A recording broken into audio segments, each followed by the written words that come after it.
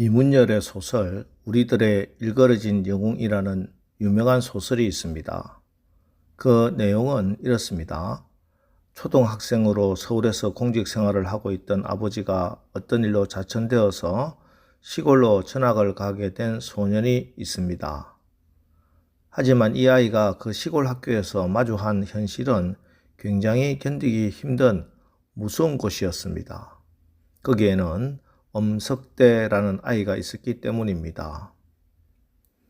이 친구는 다른 아이들은 건들지 못하고 심지어 선생님도 함부로 할 수 없는 무서운 아이였습니다.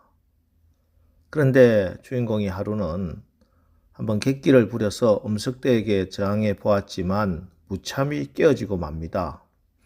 그리고 그 다음부터 이 엄석대에게 빌붙어서 달콤한 권력의 부스러기를 누리고 지냅니다. 그러던 어느 날 새로운 담임 선생님이 부임해서 엄석대는 자연스럽게 정리가 되고 이 교실은 평화를 되찾았습니다. 그리고 세월이 한참 지나서 어른이 되고 어느 한 피서지에서 이 엄석대가 손에 수갑을 차고 끌려가는 모습을 보게 됩니다.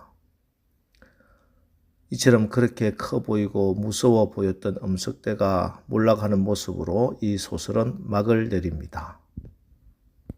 오늘부터 우리가 읽는 이사야 13장부터 23장까지는 유다 백성들이 그렇게 무서워하고 그렇게 겁을 내었던 주변의 열방들이 심판당하는 모습을 보여주고 있습니다.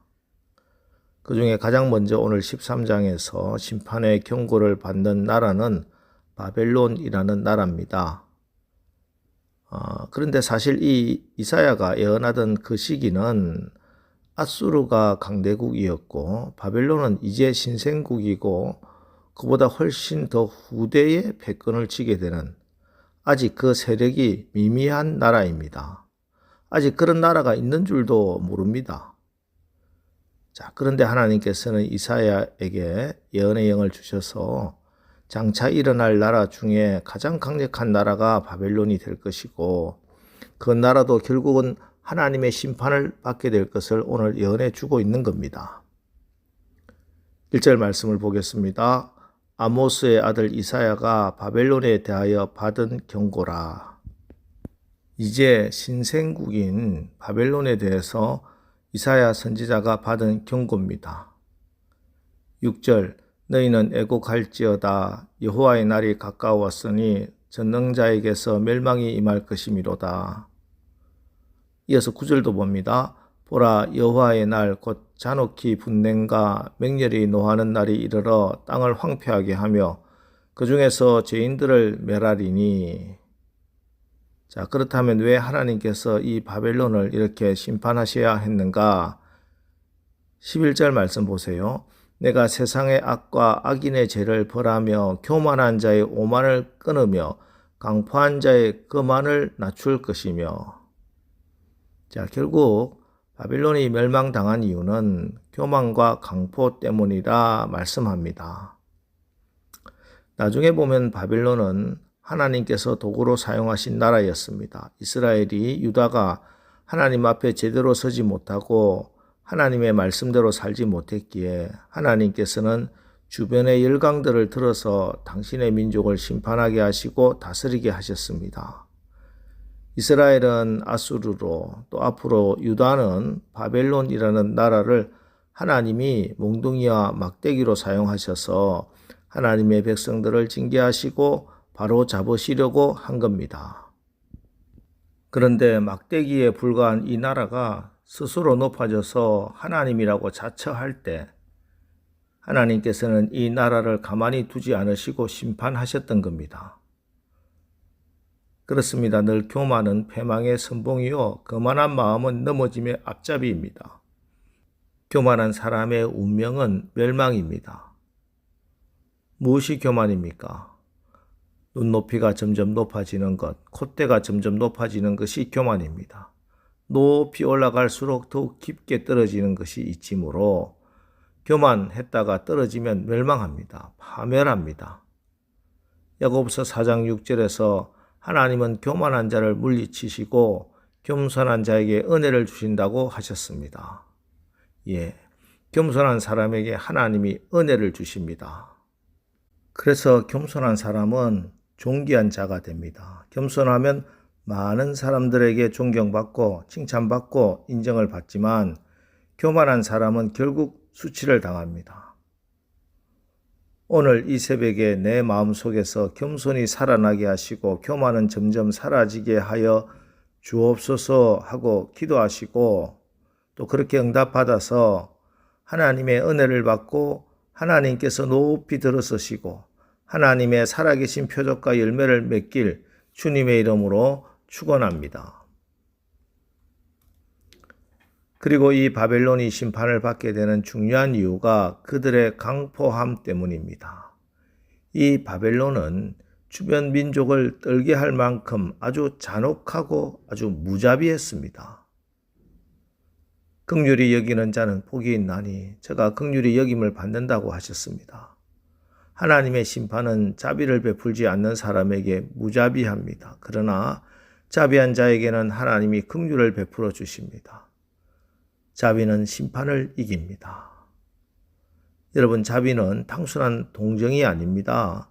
자비의 행위는 바로 하나님의 나라를 실현하는 믿음입니다. 무자비함으로 파괴된 하나님의 세계를 회복하고 이 무자비함으로 인해 고난을 당한 자들을 위로하며 붙들어 주는 일은 바로 하나님의 일입니다. 여러분, 남편을 긍휼히 여기십시오.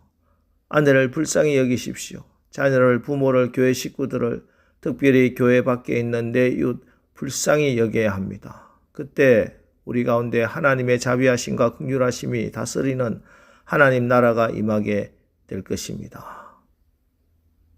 그런데 이 하나님 나라를 대적하는 다스림, 교만과 강포로 하나님의 나라 백성인 이스라엘을, 유다를 그렇게 괴롭히니 어찌 우리 하나님이 그 바벨론을 심판하지 않겠습니까?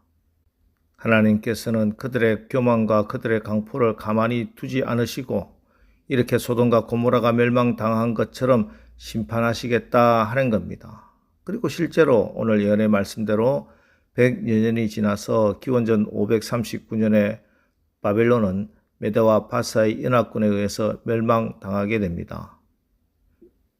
17절 보라, 오늘 돌아보지 아니하며 금을 기뻐하지 아니하는 메대 사람을 내가 충동하여 그들을 치게 하리니, 범죄한 유다를 하나님께서 바벨론을 들어 징계하시지만 그들이 교만하고 강포할 때 하나님은 그 막대기를 꺾어버리시는 겁니다. 그렇습니다. 이처럼 한 나라를 세우고 흩으시는 분 하나님이십니다. 때문에 어떤 상황에 처한다 할지라도 절대 잊지 말아야 할 사실은 우리 하나님은 이스라엘의 주권자이실 뿐 아니라 바벨론에서도 주인이시라는 사실입니다. 우리 하나님은 교회 안에서만 하나님이 아니라 이 세상에서도 왕이십니다. 교회만 다스리는 것이 아니라 이 세상도 하나님이 통치하시고 하나님이 심판하시는 하나님이 주인이십니다.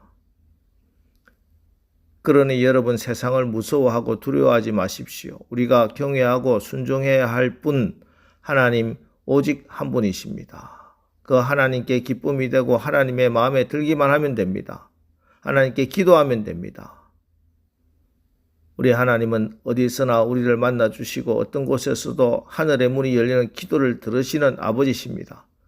여러분, 이사 시대에도 오늘도 아니 영원히 역사의 주권자, 역사의 주인은 우리 하나님이십니다. 자, 오늘 말씀을 통해서 이 사실에 대한 분명한 믿음 가지고 기도함으로 힘을 얻고 하나님께 귀하게 쓰임받는 저와 여러분 되시기를 주님의 이름으로 축원합니다. 기도하겠습니다. 하나님, 우리 눈앞에 세상이 아무리 크고 강하게 보일지라도 오늘 지금도 하나님이 온 세상을 다스리시고 이끌고 계십니다. 바벨론을 사용하시는 분도 하나님이시고 바벨론도 멸망시키는 분도 하나님이시고, 그러니 우리가 바벨론 두려워하고 바벨론 앞에 무릎 꿇지 않게 하시고 늘 하나님을 경외하고 하나님께만 영광을 돌리게 하옵소서. 우리 하나님은 교만한 자를 물리치시고 겸손한 자에게 은혜를 주신다고 하셨사오니 우리 가운데 교만한 부분들 점점 더 낮아지고 겸손해지는 오늘 하루 되게 하시고, 하나님이 우리를 긍휼히 여기사 오늘도 우리 주변의 많은 사람들 긍휼히 여기는 아버지 마음 우리에게 주시옵소서. 그래서 오늘도 하나님의 뜻을 이루고 하나님 나라를 누리며 살아가게 하옵소서. 예수님의 이름으로 기도합니다. 아멘. 자, 이제 오늘 말씀을 붙들고 주여, 오늘도 우리가 하나님의 다스리심을 받고 겸손하게 하시고 이웃에게 긍휼을 베푸는 하루를 살게 하옵소서. 오늘 말씀을 붙들고 우리 합심해서 기도하고 나가겠습니다. 우리 기도하겠습니다.